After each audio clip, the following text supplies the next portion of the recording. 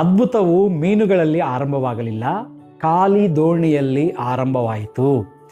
ಲೂಕನ ಬರೆದ ಸುವಾರ್ತೆ 5ನೇ ಅಧ್ಯಾಯ 3ನೇ ವಚನದಲ್ಲಿ ದೇವರ ವಾಕ್ಯವು ಈ ರೀತಿ ಹೇಳುವಂಥದ್ದಾಗಿದೆ, ಯೇಸು ಸೀಮೋನನ ದೋಣಿಗೆ ಏರಿದನು ಎಂಬುದಾಗಿ. ಪ್ರಿಯ ಸಭೆಯೇ, ನಾವು ಲೂಕನ ಬರೆದ ಸುವಾರ್ತೆ 5ನೇ ಅಧ್ಯಾಯ ಎಷ್ಟೊಂದು ಸಾರಿ ನಾವು ಓದಿದಾಗ ಕೇವಲ ಮೀನುಗಳ ಅದ್ಭುತವನ್ನು ಮಾತ್ರ ನಾವು ನೆನಪಿಸ್ಕೊಳ್ತೇವಲ್ಲ, ಆದರೆ ನಿಜವಾದ ಅದ್ಭುತವು ಬಲೆಯಲ್ಲಿ ಆರಂಭವಾಗಲಿಲ್ಲ, ಯೇಸು ದೋಣಿಗೆ ಏರಿದ ಕ್ಷಣದಲ್ಲೇ ಅಲ್ಲಿ ಆರಂಭವಾಗಿದೆ. ಪೇತ್ರನ ಬಳಿ ಇದ್ದದ್ದು ಖಾಲಿ ಬಲೆ, ಕೇವಲ ಖಾಲಿ ಬಲೆ, ವಿಫಲವಾದ ಆ ರಾತ್ರಿ, ಅಷ್ಟು ಮಾತ್ರಕ್ಕಲ್ಲ ಮುರಿದ ಒಂದು ನಿರೀಕ್ಷೆ. ಆದರೆ ಯೇಸು ಆ ಖಾಲಿ ದೋಣಿಯನ್ನೇ ಆರಿಸಿಕೊಂಡಿದ್ದಾನೆ. ನೋಡ್ರಿ, ಮೊಟ್ಟ ಮೊದಲನೇ ವಿಷಯ ನಾವು ಗಮನಿಸುವಾಗ ದೇವರು ತುಂಬಿದ ದೋಣಿಯನ್ನು ಹುಡುಕಲಿಲ್ಲ, ಖಾಲಿ ದೋಣಿಯನ್ನು ಆತನು ಆರಿಸಿಕೊಂಡನು.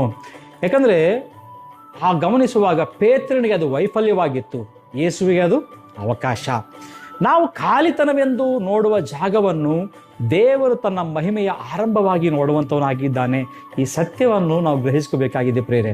ಎರಡನೇ ವಿಷಯ ನಾವು ನೋಡುವಾಗ ಯೇಸು ಮೊದಲು ಮೀನುಗಳನ್ನು ಕೊಡಲಿಲ್ಲ, ತನ್ನ ಸಾನ್ನಿಧ್ಯವನ್ನು ಕೊಟ್ಟಿದ್ದಾನೆ. ಮೊದಲು ಯೇಸು ದೋಣಿಗೆ ಏರಿದನು, ನಂತರ ತನ್ನ ವಾಕ್ಯವನ್ನು ಬೋಧಿಸಿದನು, ತದನಂತರ ಆಮೇಲೆ ಅದ್ಭುತ ಅಲ್ಲಿ ನಡೆದಿದೆ ಎಂಬುದಾಗಿ ನಾವು ನೋಡ್ತಾ ಇದ್ದೇವೆ.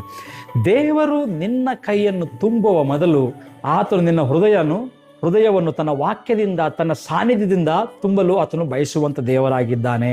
ಮೂರನೇದಾಗಿ ನೋಡುವಾಗ ಪೇತ್ರನು ದೋಣಿಯನ್ನು ಕೊಟ್ಟನು, ದೇವರು ಅವನ ಜೀವನವನ್ನೇ ಬದಲಿಸಿದನು. ಪೇತ್ರನು ದೋಣಿಯನ್ನು ಕೊಟ್ಟಿದ್ದಾನೆ, ಆದರೆ ಯೇಸು ಹೇಳ್ತಾ ಇದ್ದಾನೆ, ಇನ್ನು ಮುಂದೆ ನೀನು ಮೀನುಗಳನ್ನೆಲ್ಲ ಮನುಷ್ಯರನ್ನು ಹಿಡಿಯುವ ಜಾಲರನ್ನಾಗಿ ನಾನು ಮಾಡುತ್ತೇನೆ ಎಂಬುದಾಗಿ. ನಾವು ಗಮನಿಸುವುದಾದರೆ ಪ್ರಿಯರೇ, ಪೇತ್ರನಿಗೆ ಅಲ್ಲಿ ಉದ್ಯೋಗ ಮುಖ್ಯವಾಗಿತ್ತು, ಆದರೆ ದೇವರಿಗೆ ಆತನ ಕರೆಯು ಮುಖ್ಯವಾಗಿತ್ತು. ಇವತ್ತು ನಾವು ಗಮನಿಸಿದರೆ ಪ್ರಿಯರೇ, ಇಂದು ನಮ್ಮ ಜೀವನ ಖಾಲಿ ದೋಣಿ ಅಂತಿದ್ದರೂ ಒಂದು ವೇಳೆ ನೀನು ನಿರಾಶೆ ಪಡಬೇಡ. ಯೇಸು ಪ್ರವೇಶಿಸುವ ಖಾಲಿತನವೇ ದೇವರ ಮಹಿಮೆಯ ಆರಂಭವಾಗುವಂಥದ್ದಾಗಿದೆ. ನಮ್ಮ ಜೀವನದಲ್ಲಿ ಯೇಸು ಇದ್ದರೆ ಖಾಲಿತನವು ಆಶೀರ್ವಾದದ ಆರಂಭವಾಗುವಂಥದ್ದು ಎಂಬುದಾಗಿ ನಾವು ಗುರುತಿಸ್ಕೋಬೇಕು.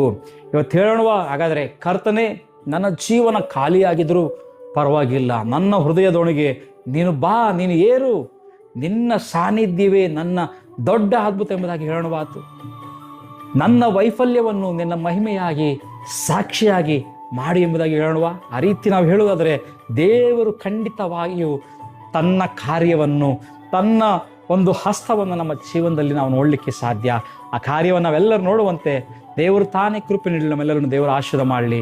ಆಮೇನ್, ಆಮೇನ್, ಆಮೇನ್.